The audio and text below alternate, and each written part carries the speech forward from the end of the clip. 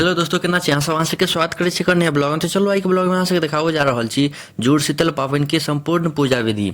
और यह वीडियो में अहाँ सबके बतायब सतुआ पावनि के और जुड़ शीतल के दिन की सब होइ छै, विस्तार से हम सब चीज बतायब। तो अहाँ सब अंत तक बनल रहब, बहुत मजा आयत ई वीडियो में अहाँ सबके। तो देखियो एतऽ भगवती घर में आबि गेल छियै, तऽ गैस सब लगा देने छियै। गैस पर चढ़ल छै, अखन पानि खौल रहल छै।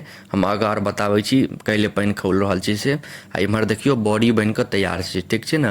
ई आइ सतुआ के दिन, सतुआ पावनि के दिन ई सब बनै छै बॉडी और चावल। ई 15 तारीख के, 15 अप्रैल के जुड़ शीतल के दिन बसिया भगवती के अथी चढ़ै छै, पातरि चढ़ै छै। तऽ देखियो आइए ई चावल बनि रहल छै, उम्हर बॉडी बनि कऽ राखल छै। तऽ ई 14 तारीख, 14 अप्रैल के जहिया सतुआ पावनि होइ छै ओहिए ई सब बनै छै, ठीक छै ने। आ 15 अप्रैल के भगवती के पातरि चढ़ै छै एकर। तऽ देखियो चावल के में धऽ देलिए, पानि खौल गेल रहे तऽ चावल के धऽ देलिए। अभी चावल बनि कऽ कनी देर में रेडी भऽ जेतै, ठीक। ओहिके बाद एकरा सबके झाँपि कऽ धऽ देबै आ काल्हि ई चढ़तै बसिया पातरि चढ़ै छै, कियाकि बसिये पावनि ओकरा लोग कहल जाइ छै। इम्हर देखियो ई छै भगवती घर। एहिसँ पहिलेहो हम वीडियो सबमे देखेने छी भगवती घर, जे सब नहि देखने हैब से एखन देख लिअ। और पिछलको वीडियो जाकऽ देखब, बहुत नीक हम वीडियो बनाबै छी मिथिला सबके ऊपर, ठीक छै ने। तऽ देखियो इएह हमर भगवती घर छै, बहुत सुन्दर छै। जएह छै बहुत नीक छै, भगवानो सब बहुत सुन्दर सब छथिन, ठीक छै ने। आब देखियो इम्हर भात बनि कऽ तैयार छै, रेडी भऽ गेल छै। देखियो कते सुन्दर भात बनलै, एक नंबर खिलल खिलल, ठीक छै। आब ई खराब नहि होय एहि दुआरे एहिमे पानि डालि देबै, ठीक छै ने। कियाकि बसिया पड़तै काल्हि, तऽ खराब नहि भऽ जाय। एखन बड़ गर्मी पड़ै छै तऽ खराब नहि भऽ जाय, एहि दुआरे एहिमे पानि डालि देलिए। पानि डालि कऽ आब छोड़ि देबै तऽ खराब नहि हेतै, ठीक छै ने। पानि डालि देलिए, एकरा आब झाँपि देबै बढ़िआँसँ। देखियो सबके बढ़िआँसँ मिला देलिए, ठीक छै। एकरा झाँपि देबै, एहिके ऊपर आब बॉडी दऽ कऽ ओकरो झाँपि देबै, ठीक छै। भगवती लग एकरा राखि देबै, ठीक छै ने। देखियो झाँपि कऽ राखि देलिए। आब एकरा काल्हि निकालबै, ठीक छै। तऽ आइके आब काज सम्पन्न भऽ गेलै। आब चलू अहाँ सबके लऽ चलै छी काल्हि। देखियो अब आबि गेलिए 15 अप्रैल के दिन, जुड़ शीतल पावनि के दिन। आब सबसँ पहिले हाँसू लऽ कऽ आबि गेलिए, केरा के पत्ता काटऽ लेल, कियाकि इएह पर पातरि पड़तै। काल्हि सतुआ पावनि के दिन खत्म भऽ गेलै। हम आगाँ बतायब जे ओहिके दिन की सब होइ छै से हम अहाँ सबके बतायब आगाँ। तऽ अहाँ सब वीडियो में अंत तक बनल रहब, ठीक छै ने। तऽ देखियो पत्ता काटै लिए, सबसँ बढ़िआँ वाला पत्ता ताकि रहल छियै जे सबसँ नीक पत्ता होइ वएह पर। एहि देखियो पत्ता काटि लेलिए, अब इएह पर अथी हेतै, पातरि पड़तै। कतेक सुन्दर पत्ता काटलिए, एक नंबर। तऽ एहि पर पातरि देबै। तऽ चलू अहाँ सबके लऽ कऽ चलै छी भगवती घर। तऽ देखियो भगवती घर में आबि गेल छी। आ ई जे चावल झाँपि कऽ रखने रहिए, काल्हि बनेने रहिए पानि में धऽ कऽ, आब एकरा पानि गारि कऽ दोसर बर्तन में निकालि लेबै, ठीक छै। देखियो सब जते भी चावल हैत सबके एकदम बढ़िआँसँ पानि गारि कऽ निकालि लेब। आ इम्हर देखियो बॉडी छै हैया, ठीक छै ने। सब आइ बसिए चढ़ै छै, आइ बसिया पावनि छै जुड़ शीतल। मिथिलाके प्रसिद्ध पावनि छै।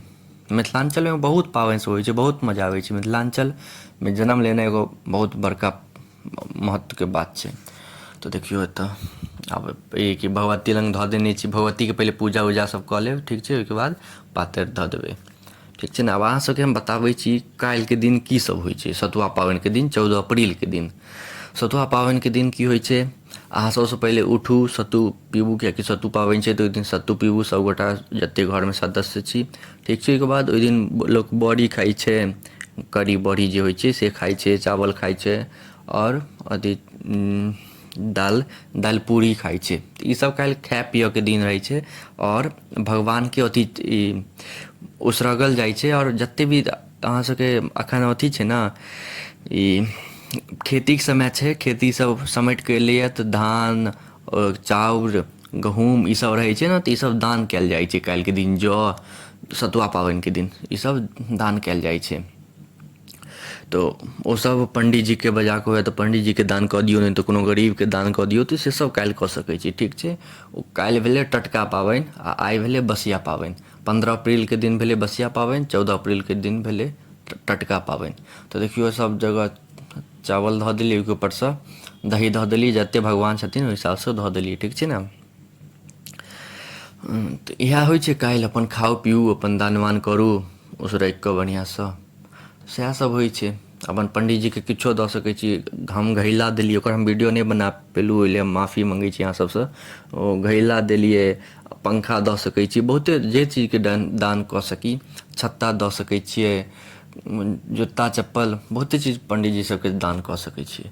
तऽ जे मोन हुए ओ दान कऽ सकै छी 14 अप्रैलके दिन। आ ओहिए दिन चावल बनै छै और अथी बड़ी बनै छै, से बसिया चढ़ै छै 15 अप्रैलके दिन, पातरि पड़ै छै बसियाके। ठीक छै ने। आइ 15 अप्रैलके दिन देखियौ ई पड़ि रहल छै, चावल ईसब पड़ि गेलै, आब सबके ऊपर बड़ी पड़ि रहल छै, दही पड़ि गेलै सब अथी पर नवेज पर, आब बड़ी पड़ि रहल छै। देखियौ जे हिसाबसँ हम देखा रहल छी उएह हिसाबसँ अहाँसब करब। बहुत मस्त पाबनि सब होइ छै। मिथिलाञ्चलमे जन्म लेनाइ, मिथिलाञ्चलमे होनाइ बहुत गर्वके बात छै, बहुत सम्मानके बात छै। बहुत एहिमे सुन्दर सुन्दर पाबनि सब होइ छै देखियौ। तऽ इएह छै। आब एकर दूगो पार्ट आयत, ई पार्टमे तऽ हम सब चीज नहि देखा पायब, तऽ एकर एगो आओर पार्ट आयत, ओ काल्हि आयत। तऽ अहाँसब सब्सक्राइब कऽ कऽ राखू, अहाँसबके पास सबसँ पहिले ओ पार्ट पहुँचत और नोटिफिकेशन आबि जायत अहाँसबके पास, तऽ अहाँसब सब्सक्राइब कऽ कऽ राखू। तऽ देखियौ सब पर बड़ी बढ़िआँसँ बैसा देबै। ठीक छै ने। एहिमे बहुते सब छै, अब हम काल्हि बतायब ई जे 15 अप्रैलके दिन की होइ छै, मतलब नेक्स्ट पार्टमे बतायब जे ये 15 अप्रैल जुड़ शीतलके दिन की सब होइ छै। सबसँ पहिले तऽ 14 अप्रैलके दिन रातिमे पानि भरि कऽ राखल जाइ छै भगवान लग। ठीक छै ने। भगवती घरमे, जे ओकरा जुड़ शीतल पानि कहै छै। देखियौ चीनी छै, चीनियो सब ऊपरमे देल जाइ छै, मिठाइ सब देल जाइ छै, तऽ ईसब पातरि सबमे देल जाइ छै। ठीक छै ने। और मिलै छी अहाँ सबसँ अगला नेक्स्ट ब्लॉगमे, तऽ अहाँसब सब्सक्राइब कऽ कऽ राखू। धन्यवाद।